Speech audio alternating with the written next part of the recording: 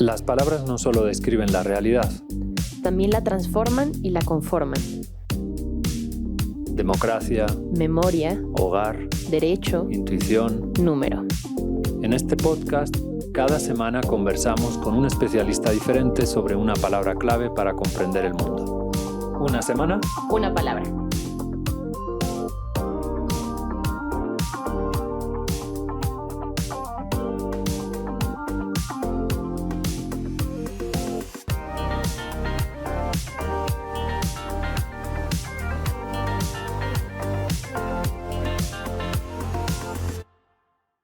El conocimiento se ha transmitido invariablemente de generación en generación. El modo de transmitirlo, sin embargo, ha cambiado constantemente. Nuestros ancestros más remotos decidían el rumbo de sus migraciones observando las estrellas. Dilucidaban cómo tener mejores cosechas a la orilla de un campo. Resolvían dilemas morales a la vera del fuego. Y tejían prendas abrigadas con paciencia junto a abrigos rocosos. En México, aproximadamente 5.2 millones de personas estudian en universidades o institutos de educación superior. En España, 1.7 millones.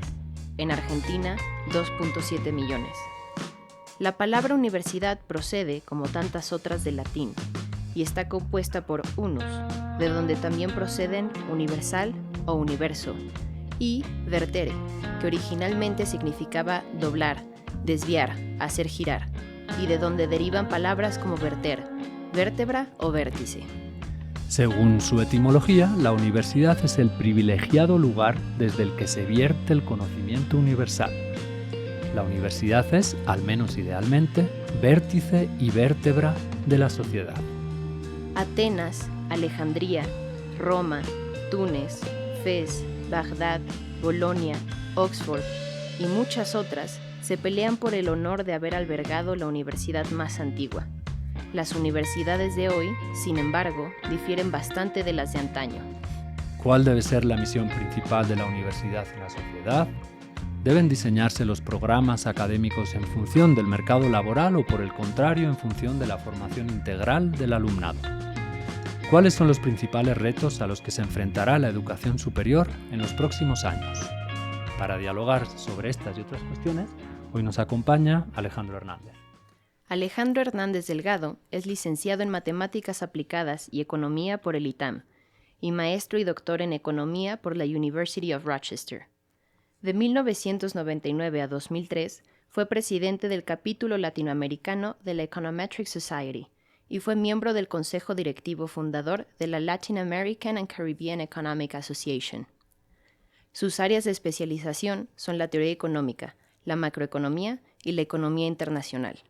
Desde 2010 es vicerrector del ITAM, una de las 3 mejores universidades de México según el QS World University Ranking 2024, realizado por el Quacquarelli Simons. Y seguramente la mejor de México según los que estamos en esta mesa, ¿no? Bueno, muchas gracias, Alejandro, por haber aceptado la invitación de Una Palabra en nuestro 50º episodio. Encantado, es un honor estar con ustedes, muchas gracias. Pues la primera pregunta siempre es la misma, ¿no? Le preguntamos al entrevistado, a la entrevistada, cómo describir, cómo definir la palabra que hoy nos convoca, en este caso universidad. ¿Qué es para ti la universidad? Bueno, la has descrito ya de alguna manera en la introducción. Universidad sin duda uno imagina como uno de los más grandes inventos de la sociedad, ¿no? Realmente quizá pues, por más de un milenio, ciertamente, al menos en la forma que las concebimos hoy en día las universidades, y que ha sido una forma de organización, de transmisión de conocimiento y de creación de conocimiento que ha tenido un impacto fundamental en la historia de la humanidad y que se ha mantenido sorprendentemente estable a lo largo de este milenio, ¿no? Donde la forma de organización, la forma de gobierno de las universidades prácticamente se han mantenido estable durante todo este periodo, no ha cambiado. Entonces, pues es el sitio, digamos, donde han sido las universidades, los sitios donde se ha generado el conocimiento, los grandes avances del conocimiento universal, donde se ha transmitido el conocimiento de generación en generación, y hoy en día, me atrevo a decir, se ha convertido en el principal motor de movilidad social en el mundo. Hoy nosotros estamos en el ITAM, que es un instituto, y una de las preguntas fundamentales también es saber cuál es la diferencia entre una universidad y un instituto de educación superior, si es que la hay. Yo creo que no existe ninguna, ¿no? Es una cuestión histórica, porque el ITAM se llama instituto. Como el MIT. Pues sí, como algunos otros, ¿no? Fundamentalmente en el MIT, que lo mencionas, y algunos otros en Estados Unidos, se utilizaba el instituto para referir más bien a instituciones tecnológicas, escuelas de ingeniería, este tipo de cosas, que después se fueron transformando en universidades. Y el ITAM surge como instituto y como instituto tecnológico, en su origen Instituto Tecnológico de México, cuando no recibía la autonomía, a pesar de que no había para nada carreras de ingeniería en ese entonces. Surge solamente como una escuela de economía, posteriormente de administración. Y creo, mi lectura de la historia del ITAM, de dónde viene lo tecnológico y lo de instituto, creo que viene de una lectura de las obras o del pensamiento de Manuel Gómez Morín, que hablaba de la técnica por encima del conocimiento, entendiendo que una cosa es el conocimiento abstracto, el conocimiento por sí mismo, y la técnica se interpretaba como el conocimiento en servicio de la humanidad. Yo creo que con esa es quizás la clave de por qué el ITAM surge con ese nombre tan raro, a pesar de que nuestra fortaleza ha sido la ciencia social, las ciencias administrativas, y desde luego hoy en día, claro que es tecnológico el ITAM, en la parte de ingeniería, en la parte de datos, pero... Entonces, en resumen, yo creo que no hay, al menos para mí, no hay ninguna diferencia. El ITAM es una institución universitaria, ¿no? Cuando sale la palabra técnica me repito, pero bueno, me perdonarán, así somos todos los profesores. Siempre recuerdo la etimología griega, que es que la palabra techne en griego es la que nosotros hemos adaptado como técnica, pero era la que ellos utilizaban también para decir arte. Ay, qué bonito. Lo cual es fascinante porque el artista era técnico y el técnico artista, ¿no? Sí, bueno, recuerdo también la palabra que recuerda esto, y yendo un poco más atrás, es escuela, ¿no? Que si no estoy equivocado, la etimología es lugar de ocio, ¿no? Lugar de contemplación realmente, no de ocio, sino de contemplación, ¿no? Sí. Escuela, ¿no? Bueno, una de las preguntas, desde luego, que a todos nos va a interesar oír, tu respuesta es la de cómo diseñar los programas académicos hoy, en función del mercado laboral. ¿Qué tanto en función del mercado laboral? ¿Qué tanto en función de la formación integral del alumnado?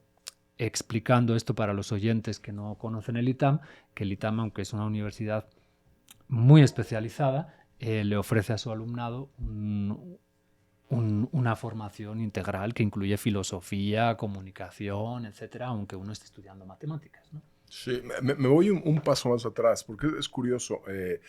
Si uno mira, digamos, las grandes reformas universitarias, Humboldt y aún anteriores, se identificaban 4 roles de la universidad. Uno era dotar a sus estudiantes de las habilidades necesarias para el ejercicio de sus profesiones. En aquel entonces quizá hablábamos de la medicina o del derecho, ¿no? 2, el buscar la formación integral del estudiante como un ser humano con conocimientos amplios, con una visión amplia del mundo. Desde luego se mencionaba también la investigación como avance del conocimiento, y finalmente el último rol, digamos, de la universidad era el hacer accesible este conocimiento a la sociedad. A la sociedad en general, no solo al alumnado, ¿no? La difusión de la ciencia y del conocimiento, digamos. Creo que estos principios siguen siendo los que nos rigen hoy en día, los que finalmente están detrás de la manera en que concebimos los planes de estudio. Uno es el desarrollo de habilidades específicas de la disciplina, donde eso hoy en día abarca mucho más que simplemente conocimiento técnico. También se incorporan hoy habilidades, algunos les llamarían habilidades soft. Alguna vez escuché que les llamaba habilidades humanas, que me parecía un término más bonito, ¿no? Que tienen que ver con la comunicación, con la capacidad de interactuar con otras personas, de persuadir, etc. Entonces son habilidades técnicas y este tipo de habilidades, porque finalmente están vinculadas al ejercicio de las disciplinas. Y el otro elemento que es fundamental y que defendemos como una parte fundamental de la formación en el ITAM es esta búsqueda de la formación integral de la persona, ¿no? A través de lo que seguimos llamando la educación liberal, un término muy antiguo, ¿no? Que incluía conocimientos muy amplios, orientados, digamos, hacia esa formación, esa visión generalista de un ser humano, ¿no? Y creo que finalmente es la combinación de esas dos cosas, donde desde luego en lo segundo también se incorpora no solo una visión, digamos, con conocimientos de filosofía y de retórica y de lógica, sino también conocimiento de la sociedad, de los grandes problemas del mundo, conocimiento del país, de la historia, ¿no?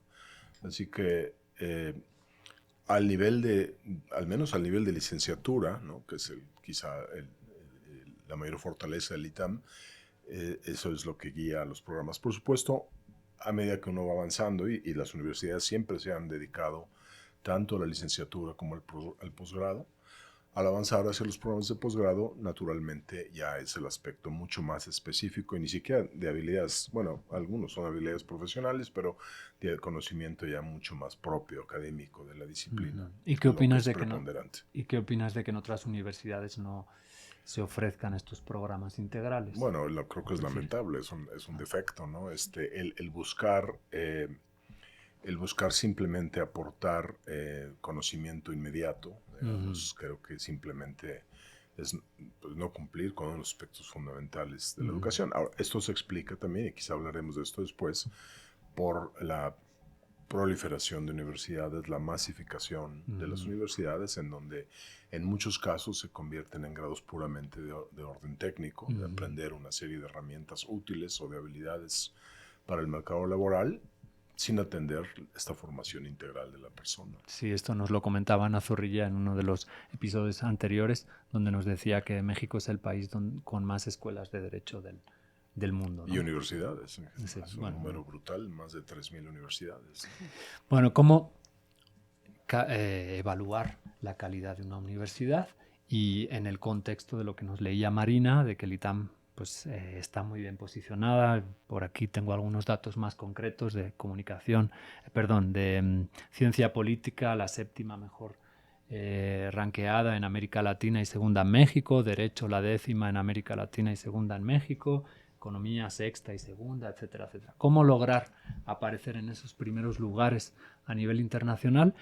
Y por otro lado, la segunda pregunta, ¿cómo evaluar la calidad de una universidad? Bueno, a mí me gusta pensar que esa evaluación es la que debe hacer la sociedad finalmente y que no hay ninguna métrica relevante realmente que diga qué universidad es mejor que otra, ¿no? Finalmente el prestigio que se crea en la sociedad, la evaluación que distintos miembros relevantes de la sociedad hacen sobre la función de la universidad, los graduados, su relevancia, su liderazgo, su ubicación en el mercado laboral, creo que es lo más importante. Una medición parcial de eso, que sin duda se ha vuelto más y más relevante en estos rankings, de lo cual hablaré ahora en un momento, es la empleabilidad de los graduados, ¿no? Tanto en su inicio, en sus recién salidos de la universidad, como su trayectoria y su evolución a lo largo de la vida, ¿no? Ahora, lo que se ha creado, porque finalmente no podemos ignorar que hay toda una economía alrededor de las universidades, ¿no? Con una complejidad, es que se han ido creando formas imperfectas, en mi opinión, de evaluar a las universidades, estos famosos rankings, como se hacía referencia a alguno de ellos, en que, adolecen de muchos defectos porque finalmente es muy difícil determinar esa contribución, ¿no? Entonces, por ejemplo, los rankings que existen a nivel internacional hoy en día están mucho más enfocados hacia los insumos con los que cuenta la universidad en términos de cuántos profesores por alumno, cuántos profesores famosos, cuántas instalaciones, etcétera, etcétera, sin realmente atender lo importante, que es cuál es la calidad de los graduados, ¿no? Y cómo medirla, ¿no? Que en realidad, de manera informal, ha sido siempre como las universidades nos hemos guiado, ¿no? Y mucho esfuerzo se pone en cada universidad, de acuerdo a su ubicación, de acuerdo a si es una universidad basada en la licenciatura o en el posgrado, en asegurarse que sus graduados efectivamente logren acceder a esas posiciones de influencia, porque eso finalmente es la opinión relevante. Entonces, los rankings actualmente, por ejemplo, discriminan mucho en contra de universidades pequeñas, ¿no? Y por lo mismo muchas universidades no les interesa participar en este tipo de mediciones por este sesgo, ¿no? Que va orientado hacia los recursos de la institución. Son las grandes universidades de carácter fundamentalmente público, por su tamaño, ¿no? Universidades nacionales, quienes suelen aparecer en los lugares más altos, aunque no necesariamente corresponde eso con su fuerza en los mercados laborales. Yo estoy de acuerdo en que la universidad tiene 3 líneas fundamentales que son, digamos, genéricamente la formación de personal, la investigación y la divulgación. En lo que has hablado hasta ahorita de la evaluación de la universidad, simplemente has hablado de la parte de la formación. Es decir, la parte de la investigación y la parte de la divulgación me parece a mí que es algo fundamental en la universidad. En un momentito voy a hablar de la parte de matemáticas, que es lo que a mí me concierne más y lo que mejor conozco. Pero sí creo que están haciendo una muy mala evaluación de ambas cosas, porque se van exclusivamente a las cuestiones numéricas y no se van a las cuestiones de calidad de las cosas, ¿no? O del esfuerzo de hacer cierta cosa en una universidad pequeña, como lo acabas de decir, ¿no? Es decir, en donde hay enormes desventajas tanto para hacer investigación como para hacer divulgación, porque siempre las universidades grandes tienen más posibilidades de todo. Hay universidades que hasta tienen equipos de fútbol, ¿no? Etcétera, etcétera, ¿no? Bueno, esa es una pregunta, es decir, no se puede ir uno únicamente con los empleados, ¿no? O con los empleos que consiguen los egresados de las universidades. Creo que debe de haber mucho más. La calidad de la universidad es intrínseca como que eso debería ser una consecuencia de la calidad de su facultad. Sí, sin duda. A ver, me refería efectivamente más a la evaluación de la universidad como centro de educación, digamos, ¿no? De transmisión de conocimiento, de formación de profesionales y de seres humanos en general. Quizás es un sesgo personal porque a pesar de que el ITAM ha crecido una enormidad en términos de su investigación, ¿no?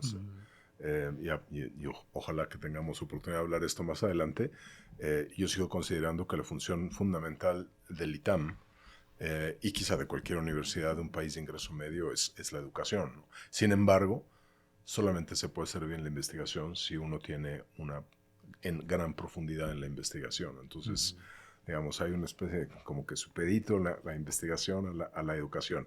Pero efectivamente las grandes universidades de investigación y todas las demás, incluyéndonos, participamos en mediciones que, es cierto, son imperfectas, aunque ahí creo que hay un poco más de números, ¿no? Por lo menos cuando uno juzga la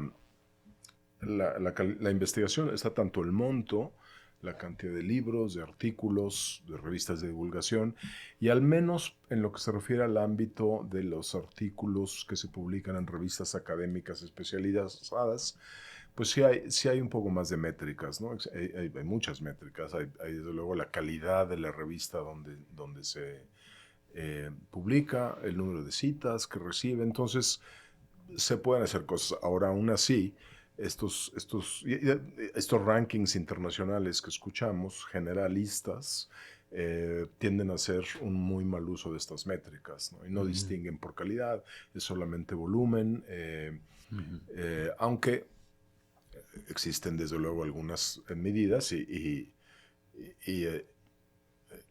a nosotros mismos nos gusta medirnos con métricas lo más fino posible, no se trata de engañarnos a nosotros mismos. Creo que en la parte de investigación hay quizá más posibilidades, ¿no? Y ciertamente en la parte de divulgación creo que no hay nada, ¿no? Y en la parte de vinculación quizá aún menos, ¿no? ¿Qué tanto impacto tiene la universidad en términos de la sociedad? Bueno, uno quizá podría argumentar la relación a través de, a lo mejor, iniciativas de negocios o de grants que se reciben, vínculos con la industria, pero no hay una forma así automática y única de medir, ¿no? Uh-huh. Carlos Medir. Bueno, yo al final quiero hacer un punto sobre la universidad en general, pero primero voy a empezar con un poquito de la historia de las matemáticas en México y voy a empezar con los antecedentes, lo cual es fenomenal porque nuestros antecedentes son los mayas y los aztecas durante mucho tiempo y fueron realmente científicos de primera línea. Mucho más adelantados que civilizaciones de su misma época, ¿sí?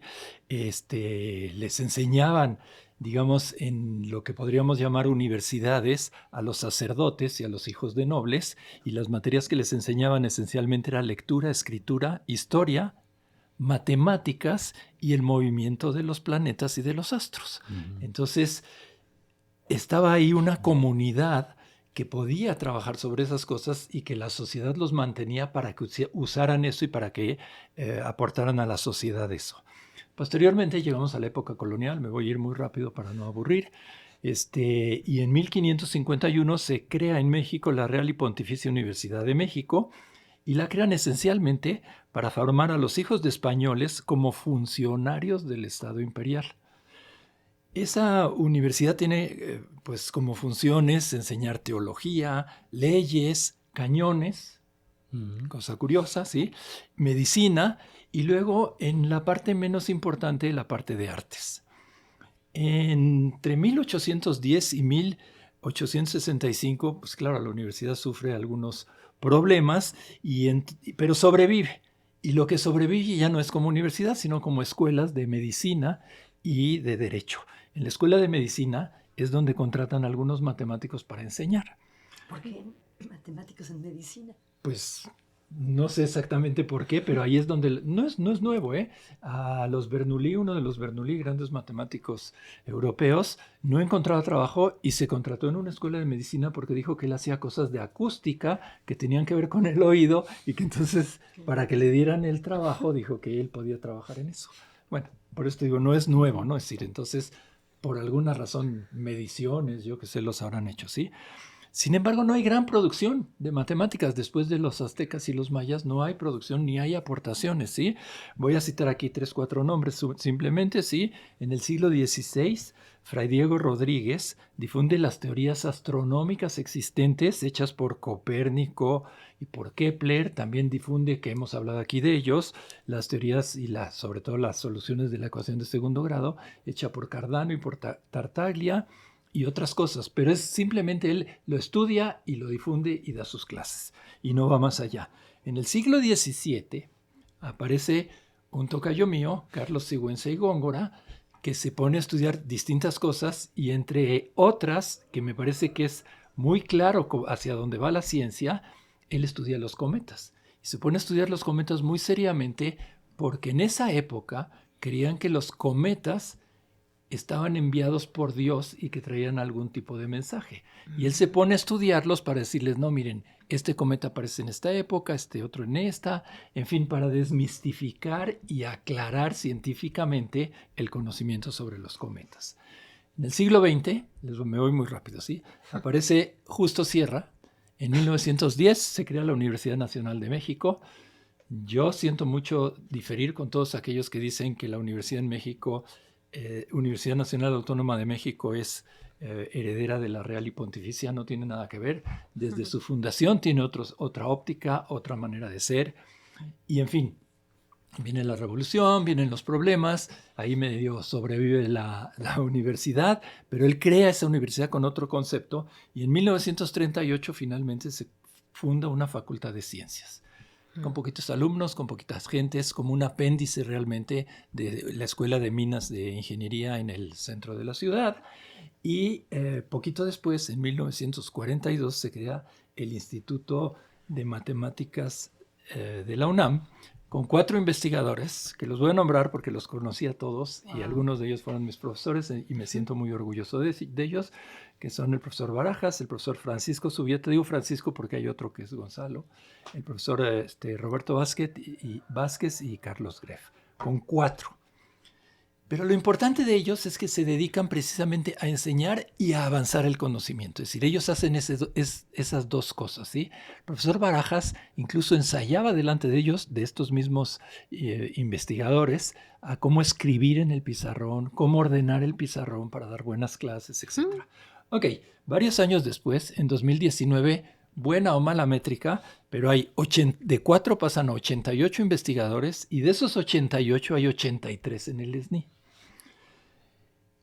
¿Qué quiero decir con todo esto? Al mismo tiempo que se avanza en la formación de alumnos, de gente que trabaja fuera de la universidad, se avanza en gente que trabaja dentro de la universidad y se forma entonces lo que para mí es fundamental y que nada más se puede hacer en las universidades, que es una comunidad. Una comunidad que es la que permite que se avance en las investigaciones de cualquier tipo. Y otra de las cosas que me parece fundamental es que esa comunidad es totalmente libre de estudiar y de investigar lo que ella quiere, sin ninguna cortapisa, sin ninguna orientación.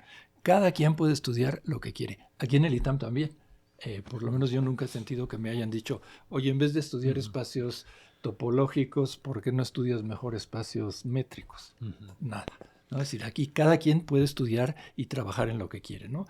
Pero lo que me parece fundamental, y por eso hago toda esta historia, es que en México las matemáticas realmente no se desarrollan y se pierden totalmente durante toda la época colonial porque la universidad no hace comunidad y no hace que se reúnan suficientes gentes para poder formar un núcleo que haga investigación. Entonces, para mí la comunidad es fundamental, ¿sí? Entre alumnos, investigadores. Y una cosita que por lo menos en matemáticas le falta al ITAM sería un programa de doctorado, estudiantes de doctorado, ¿sí?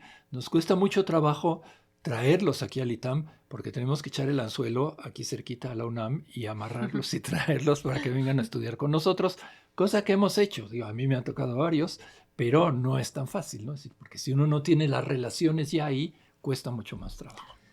Gracias, Carlos. Carlos estaba hablando de las instituciones públicas y una pregunta que me parece muy pertinente, seguro que estamos todos de acuerdo con que debe haber educación gratuita en todos los niveles, pero ¿cuál sería el aporte de la universidad privada?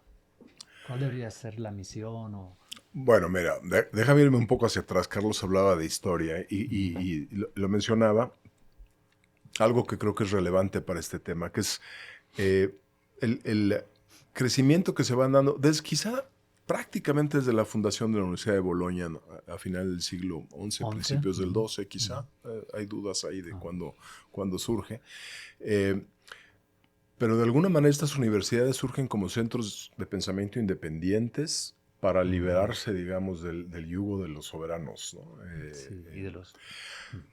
A pesar de que por mucho tiempo también incluso las licencias para poder operar una universidad tenían que depender o del rey o del papa, pero en fin, siempre existe esa visión y algo peculiar de las primeras universidades italianas, Bologna, Pisa y algunas otras, es que se crean como escuelas muy prácticas, a diferencia de las universidades noreuropeas, en donde lo que reina es la teología, la filosofía. Las universidades italianas y posteriormente del sur de Europa, en otras partes, tienen un elemento práctico, ¿no? De enseñar derecho, enseñar medicina, y enseñar derecho especialmente era precisamente pues para defenderse de la arbitrariedad de los soberanos a veces. Me gusta esta comparación porque de alguna manera refleja un poco lo que son las universidades privadas, al menos yo entiendo hoy en día.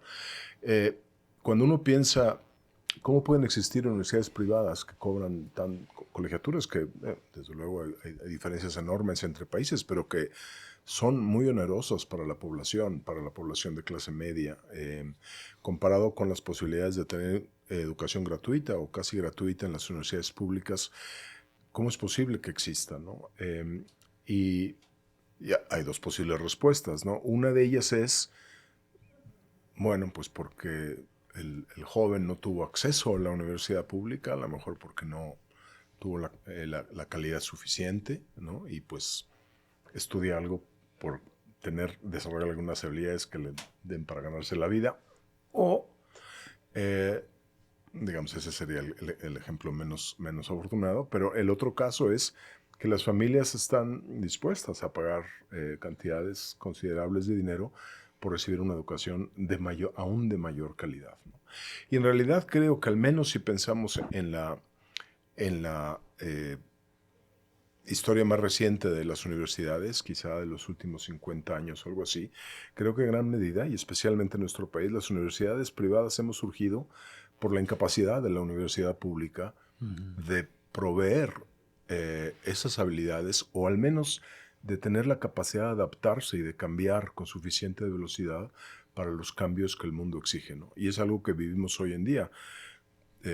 Y sin duda, gran parte del crecimiento de la matrícula de las universidades privadas en México se dio, por ejemplo, a raíz de la huelga de la Universidad Nacional en el 68, ¿no? Y han seguido creciendo. El segmento de las universidades privadas de mayor crecimiento hoy en día, por mucho, son las universidades de bajo costo. Algunas personas suelen referirse a ellas de manera muy despectiva, y yo creo que cumplen una función social muy importante. Desde luego hay unas que a lo mejor son fraudulentas, pero hay muchas que hacen un gran trabajo en ofrecer una educación, llamémoslo así, para la base de la pirámide, ¿no? En donde la Universidad Nacional no es capaz de hacerlo, ¿no? A pesar de ser gratuita, y pagan, obviamente, colegiaturas menores. Perdón que interrumpa, pero se me hizo interesante eso. ¿Por qué la Universidad Nacional no es capaz de atender esa necesidad si es parte de su Son varias función? cosas. Uno es, de por sí ya tiene un nivel de congestión importante. Han surgido otras universidades públicas, desde luego en México. No hace poco surgió otra más en la Ciudad de México. Pero uno, es difícil darles el nivel de calidad en términos de la facultad ante un crecimiento, ¿no? Y dos, quizá que es el problema, y un problema que está surgiendo también en los países europeos hoy en día, es que el sistema de gobierno dentro de las universidades es muy rígido, ¿no? Las facultades opinan, los profesores tienen voz y voto, y los cambios se dan con mucha lentitud, ¿no? Ante otro tipo de esquemas, de formas de organización que pueden ser mucho más ágiles, ¿no? Entonces, introducir, digamos, ante cambios tecnológicos tan brutales como los que vivimos hoy en día, donde ahora es necesario tener no solo conocimientos muy profundos de matemáticas y estadísticas, sino también de cómputo, etcétera, el poder ir agregando estos elementos a la currícula en las universidades públicas, incluso crear nuevos programas, es algo que no es fácil, ¿no?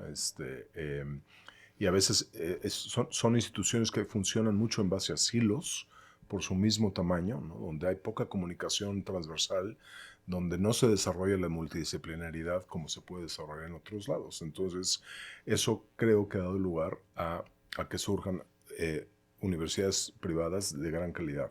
En Europa, por ejemplo, bueno, en España, por decir algo, de pasar a ser las universidades privadas sitios de segundo nivel, hoy se están convirtiendo en opciones muy atractivas, ¿no? No solo para estudiantes de negocios, sino de muchas otras disciplinas que son capaces de responder rápidamente y que son capaces de ofrecer oportunidades laborales muy ricas y muy interesantes a sus egresados, ¿no? Así que yo creo que la universidad, ahora, creo que yo decía que para mí, desde el principio, quizá algo que distingue la universidad es que como quizá el elemento más importante de movilidad social, ¿no? Y la pregunta es cómo se puede enfrentar, cómo hacer compatibles esos dos temas, ¿no? Uno, donde la universidad privada, para poder pagar sus gastos, para poder pagar sus profesores, sobre todo con ambición de tener a los mejores profesores, ¿no? Y poder pagar sueldos acorde a la calidad. Si se cobran colegiaturas muy caras, pues se excluye obviamente a amplísimos sectores de la población. ¿Cómo lograr lo contrario, ¿no? Y desde luego, bueno, pues son los esquemas de becas que las universidades tratan de ofrecer. Y un comentario que escuché hace algunos años, tuve la oportunidad de estar visitando la India, visitando una universidad privada, y de casualidad su fundador estaba ahí, un hombre que hizo mucho dinero en la industria de la computación, ¿no? Y donó mucho dinero, y esa universidad en particular, creó esta universidad con suficientes recursos para que no cobrara colegiaturas, a pesar de ser privada. Y en una conversación breve que tuve con él me dijo, mira, la diferencia hoy en día no es si la universidad cobra o no colegiaturas, lo que la distingue entre privada o pública, porque de cualquier manera lo que ofrecemos las universidades cuesta mucho más de lo que los estudiantes pagan, ¿no? La diferencia entre la universidad pública y la privada es si esa diferencia, ese faltante, lo aporta el Estado o lo aporta la sociedad, ¿no? Y creo que es un punto muy interesante, ¿no? Marina en todos los episodios sale a preguntar a sus compañeros. Hola, estamos en Plaza Roja para la sección de Andanzas Rojas y vamos a hacerle preguntas a distintos de mis compañeros. ¿Qué es lo que más has disfrutado de la universidad? Yo creo que conocer a personas de todo el país, o sea, tener amigos como de muchísimos lados y poder ir a visitarlos y crear como relaciones de ese tipo, como, no sé, diferentes a las que tenía en mi casa. Vivan los foráneos. Sí, gracias. Las clases de estudios generales. Creo que todos los amigos que he hecho, encontrar gente que tiene los mismos gustos que tú y los mismos intereses. Bueno, claramente la gente, el conocer nuevas personas. Y en segundo lugar, pero por ahí cerca, el como sé aprender, ¿no? O sea, cosas que pasan como en el trabajo, que dicen como, alguien hace una pregunta como de, ¿esto en qué código penal está? En este, es como, y estudio economía, ¿no? Ni siquiera debería saber como esas cosas de los códigos, pero o sea, sí sabía, y como que de la nada en la cabeza es como, aquí, y de repente me pregunto, ¿cómo es eso? No sé, ¿de dónde me lo saqué? Y de repente es como, esta clase de derecho, no sé qué, o sea, ese sentimiento es increíble. Y en tercer lugar, haber trabajado en el podcast Una Palabra. Fueron tus mejores años aquí, yo lo sé. Obvio. A mis amigos y a la gente que he conocido a lo largo de toda la carrera.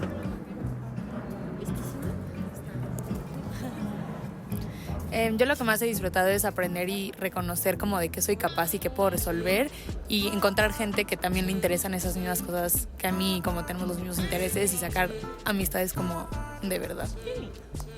Misma pregunta, Alejandro. ¿Qué fue lo que más disfrutaste de la universidad?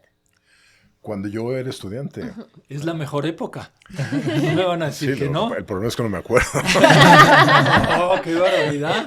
Contesto por ti si quieres. No, yo, o sea, digo, y aquí sí tendría que ser como una reflexión sobre tanto de la licenciatura como de la maestría y el doctorado, pero es el aprender, ¿no? El aprender, el gozar el aprendizaje, ¿no? Yo creo que es algo que tratamos de inculcar a nuestros estudiantes. Y en todos ¿no? sentidos, ¿no? Porque Sí, no es en nada todos más sentidos. la parte académica, Sí, sino que es de la vida, sí, de la política. así Habla es. uno de todo, no tiene cortapisas. Es una maravilla. Sí, sí. Y es uno una esponja también. Sí, sí, pero digo, desde luego hay otros aspectos, ¿no? Está el aspecto humano, la socialización, además el que coincides con gente que piensa más como tú, que tiene intereses similares, ¿no?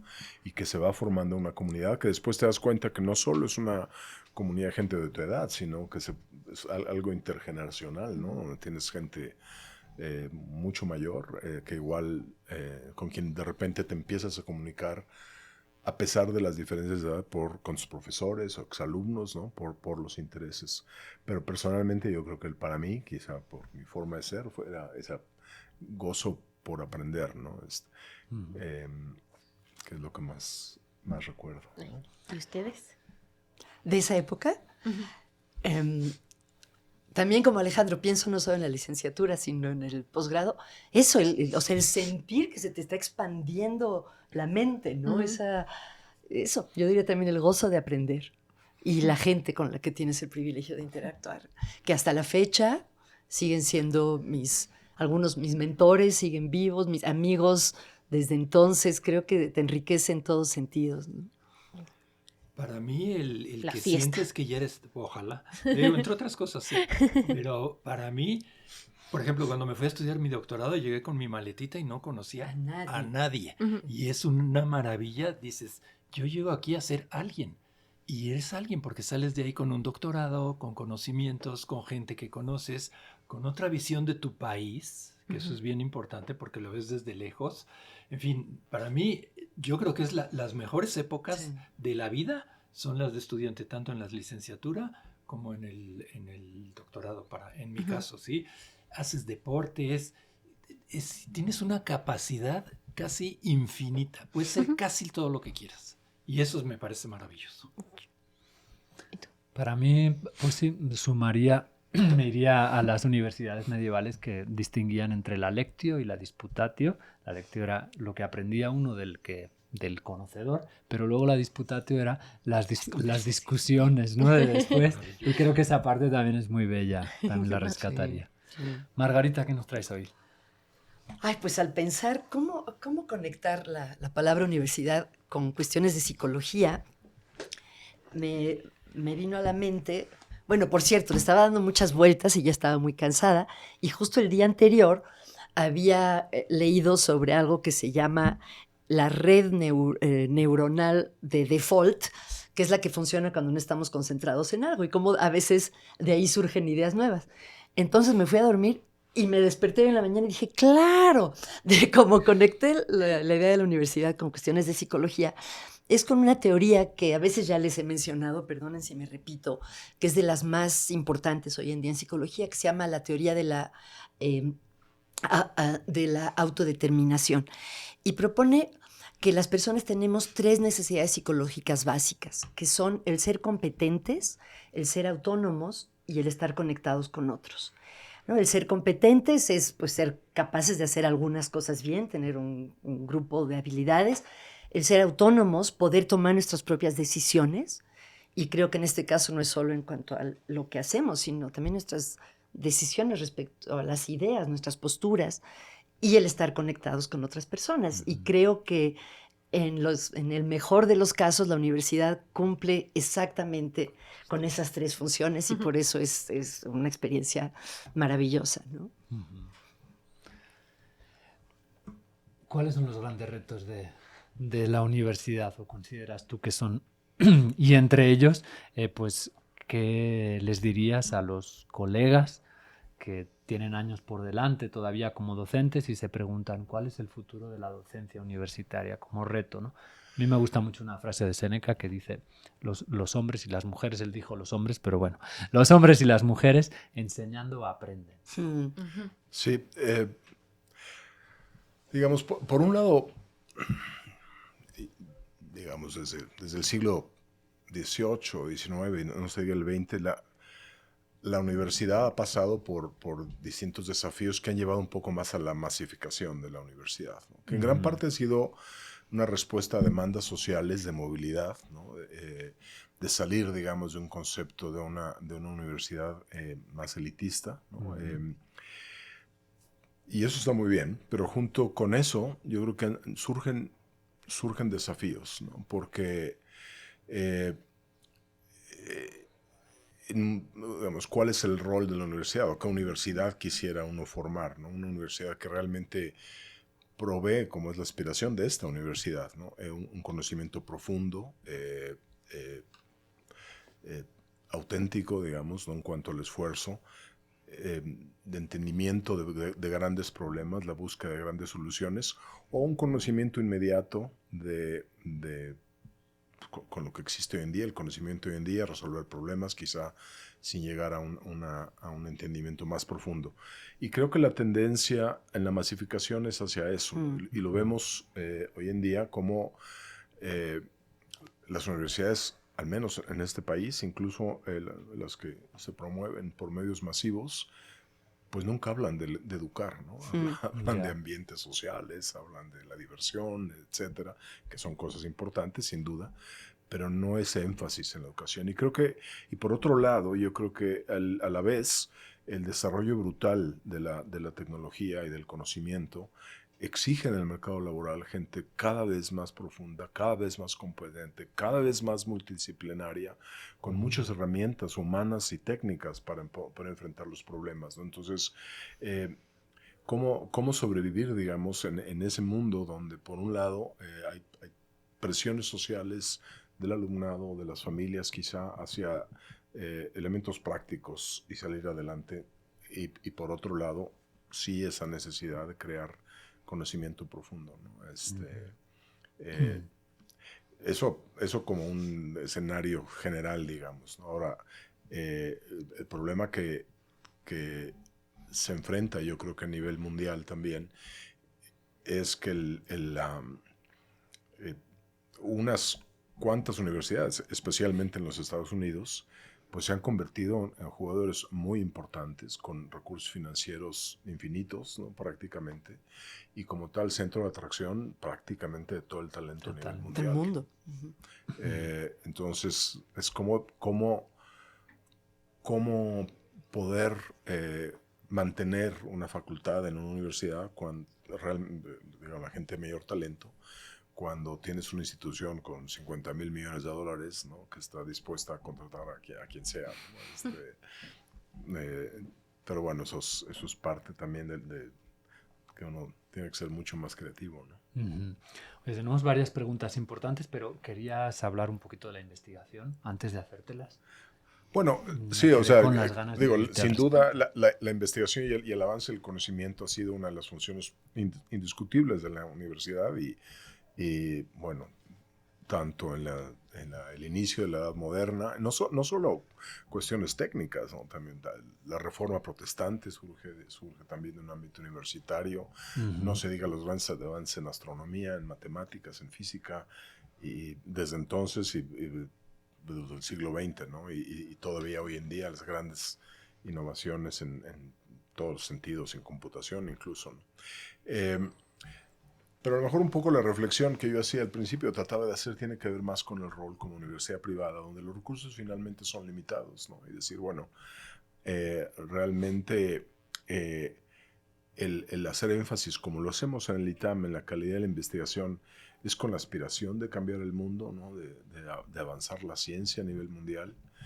Y bueno, con suerte a lo mejor eso sucede, ¿no? Pero en realidad, como decía yo, no es necesariamente eso, no es reconocer que la verdadera educación de calidad profunda, que invita a una reflexión, que invita a cuestionar los axiomas mismos, ¿no? Encontrar las posibles fallas en el pensamiento propio, en los descubrimientos propios, requiere de enorme talento y de grandes académicos, ¿no? Entonces, creo que la obligación de una institución moderna hoy en día, aún con las limitaciones de recursos que se tienen naturalmente en un país de ingreso medio y más siendo una universidad privada, donde naturalmente los presupuestos son menores, es cómo lograr construir una facultad importante, ¿no? Con gente realmente, con grandes pensadores que participan activamente en el desarrollo intelectual de su disciplina,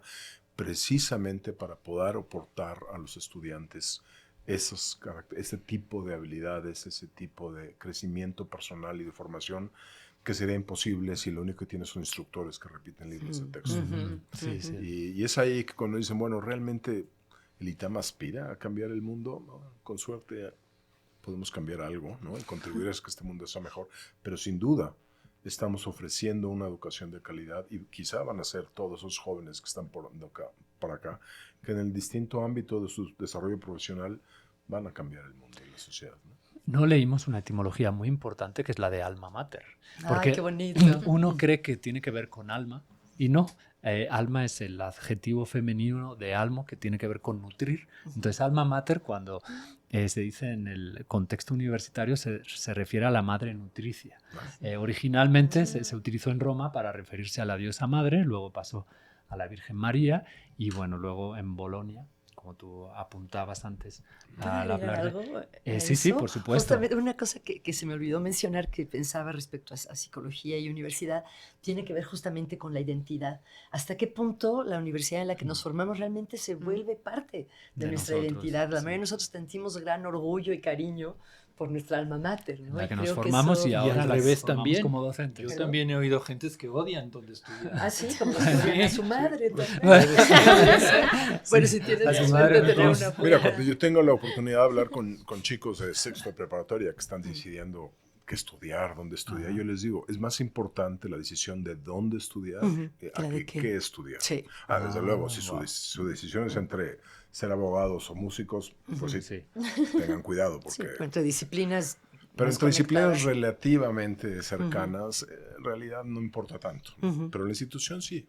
Yo estoy de acuerdo contigo. O sea, hay una serie de valores de todo tipo, ¿no? Incluyendo el amor por el conocimiento, que se van desarrollando día a día en la relación entre profesores y estudiantes en sí mismos, y que crea los sellos de la comunidad de la que hablaba Carlos, ¿no? Importantísimo en mi opinión. Pues preparamos un pequeño video en el que nos preguntamos qué es el ITAM, ustedes ya lo vieron, y pusimos a varios colegas que han pasado por este plato a responderlo de forma un poco descontextualizada, pero antes de mostrártelo queríamos preguntarte a ti, pues eso, ¿cómo le describirías o cuál es tu relación con tu alma mater? ¿Cómo se lo describirías a un niño, a un joven? ¿Qué es eso que tiene el ITAM que no tiene otra universidad? ¿Qué es eso que insustituible? Bueno, mira, debo hacer una aclaración, que en mi caso, mi alma mater es el sitio donde trabajo, ¿no? Yeah. Y el sitio donde afortunadamente tengo una posición que me ha permitido, felizmente, poder influir en su desarrollo, ¿no? En su conducción. Proponer cambios que son de acuerdo a como creo que debe ser. Y sin duda, el ITAM de hoy no tiene muy poco que ver, yo me diría, con el que me tocó vivir como estudiante, ¿no? Entonces, al describir, tendría que describir lo que es hoy, ¿no? Yeah. Y finalmente yo creo que el ITAM es una universidad, pero es una comunidad, ¿no? Es una comunidad comprometida con el desarrollo de la humanidad, del país, del mundo en general, ¿no? En donde creo que el conocimiento se toma en serio, ¿no? Y a los estudiantes especialmente, el proyecto que se les presenta es precisamente un proyecto basado en una educación de muy alta calidad, ¿no? Estudiamos muchas horas, los semestres son muy largos, las carreras son muy largas, ¿no? Pero finalmente es poder brindar todas esas herramientas de una manera honesta, me atrevo a decir, respecto a lo que es la propuesta. Genuina, ¿no? Entusiasta. Disciplina, y aprender también a vivir con los reveses, ¿no? Cuando Margarita hablaba de la psicología, a veces digo, bueno, no todo es súper bonito en la universidad, ¿no? Y en realidad lo que voy a decir pasa en lo que sea, ¿no? Por ejemplo, yo creo que si uno practica un deporte, uno se da cuenta de las limitaciones que uno tiene, ¿no? Pero creo que en el conocimiento, al menos siempre partimos de la base de que uno puede aprender lo que sea, ¿no? Y en la universidad uno descubre que no, que también hay limitaciones, ¿no? Y de pronto el decir, es que no entiendo esto, no lo entiendo, es duro, ¿no? Pero creo que también contribuye junto con todo esto, a conocerse uno mismo, ¿no? A conocer incluso los límites propios, ¿no? Y es parte de lo que va desarrollando personas que finalmente creo que pueden tener un gran valor, ¿no? ¿Quieren ver el video? ¿Qué es el ITAM? Es importante establecer que no es una camarilla monolítica en el sentido de es una élite, 4 señores grandes en un edificio de Nueva York, ahí ¿no? Así conspirando. Un mundo donde tu sexo, tu género no determinen quién sos y qué lugar te toca en la sociedad, sino que te permita autónomamente elegir tu camino. Una red, ¿no? Una red de interacciones complejas que generan respuestas impredecibles. Esa es otra propiedad de las redes, que van generando, como las redes neuronales, ¿no? Ahora ya tengo otro cerebro del que tenía cuando entré en este salón. Más que preguntar cosas, lo que yo les pediría es hacer cosas. Yo no puedo saber lo que el otro siente. No puedo sentir lo que el otro siente. Entonces él tiene que expresarse a través del cuerpo, a través de las palabras, a través de los gestos. Ubi bene, ubi patria. Ahí donde te encuentras bien, esa es tu patria. Muchas veces no eres culpable de lo que te pasa, sino te enfrentas a determinadas situaciones. Observa cómo estás. Observa tu respiración. Abres los ojos. Procedes. Porque lo que sí tenemos es que hay una infinidad de caminos para llegar a la misma solución. Adquirir el conocimiento de gente ya muy experta en ciertas áreas es una maravilla, una característica genial de las generaciones actuales, porque podemos ayudarles a hacer el mejor uso posible de ese poder transformador. Pero nos puede acercar a preguntas bellas sobre qué es lo que de verdad debemos buscar como ciudadanos y como seres humanos. Y muchas veces son aromas, no nada más imágenes. Desde que estás pasando está el aroma y eso despierta apetito en tu inconsciente.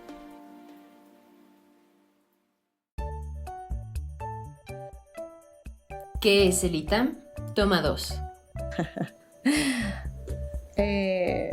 No sé qué decir del amor, Javi. Discúlpame. ¿Era solo para tu novio?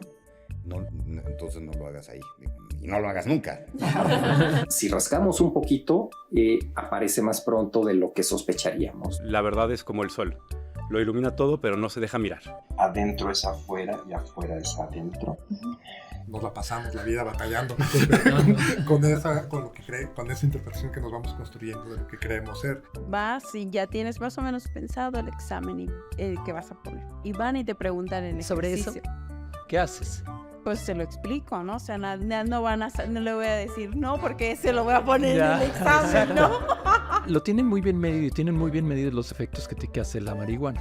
Y la venden en realidad, bueno, ¿Dónde la venden, Carlos, la marihuana? Aquí en México ya está empezando, aquí ya está empezando. ¿Sí?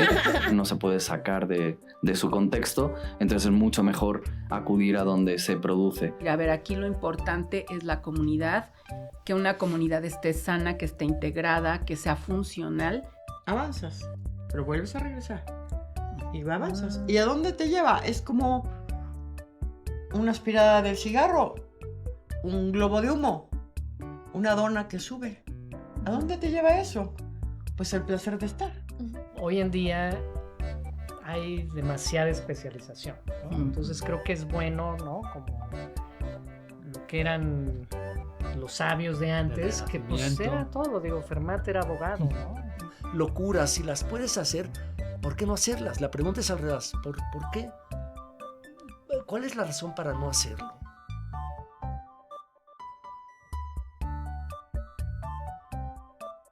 ¿Puedo agregar algo? Me Por recordó supuesto. una frase que me encanta, que dice que puede ser una obra maestra y una obra en construcción al mismo tiempo. Wow. Está lindo.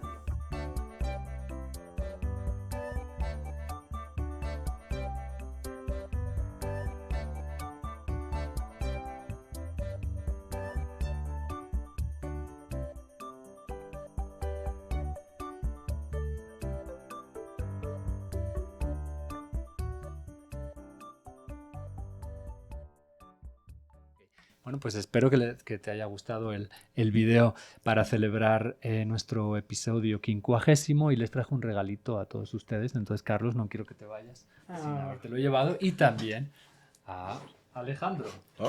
Entonces, ustedes tienen que escoger su tamaño de camiseta, por favor, de una palabra, ¿sí? Entonces, yo la traigo aquí puesta, no voy a hacer un striptease, no me van a aplicar el protocolo, sí, pero aquí la traigo. Todos son grandes, estos tres son grandes. Tienen que ser grandes para ustedes. Sí.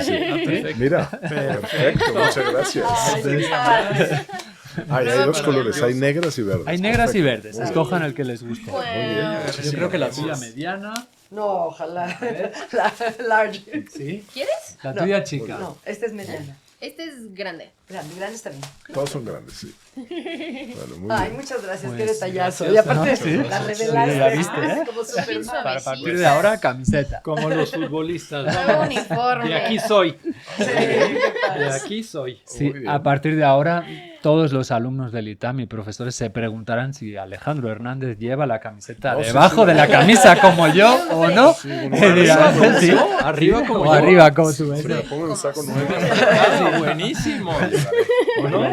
Muchísimas gracias. Pues tenemos muchas preguntas que se nos quedan por ahí pendientes. No sé si querrías hacer una última intervención.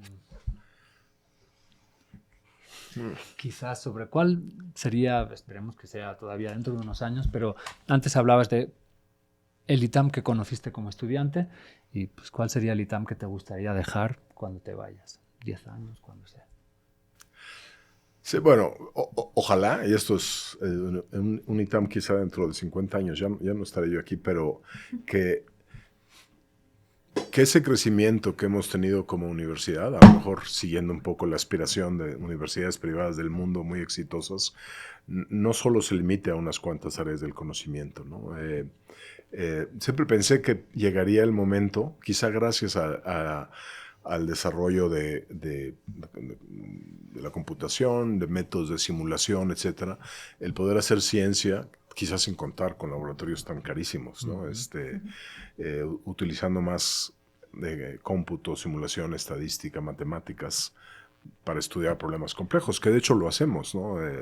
Entre nuestros colegas en el departamento de matemáticas, pues tenemos gente que se toma en serio la dinámica celeste, que trabaja sobre los anillos de Saturno, y que yo sepa no tenemos un telescopio aquí en el ITAM, ¿no? Ni lo utilizarían. Son teóricos. O gente que trabaja con poblaciones de insectos, de animales, ¿no? Entonces, yo sí quiero pensar que finalmente uno de los grandes valores, y qué bueno que está Carlos aquí, es la importancia que las matemáticas han tenido en el ITAM a lo largo de su historia, ¿no? Y sin duda creo que esa es la punta de lanza para poder hacer muchas cosas más de las que ni nos imaginamos, ¿no? Así que yo creo que veremos un ITAM creciendo, un ITAM cada vez más relevante, y así como esta institución a través de sus exalumnos, a través de su facultad, han tenido, en mi opinión, un impacto enorme en la vida del país, ¿no? En su transformación económica, en su transformación política. Yo creo que también vamos a ver contribuciones en todos los ámbitos del conocimiento en los años que vienen, o en las décadas que vienen. Pues muchas gracias, Alejandro. Encantado de estar aquí, muchas gracias por la invitación, especialmente siendo una edición de aniversario tan significativa. Sí. Muchas gracias.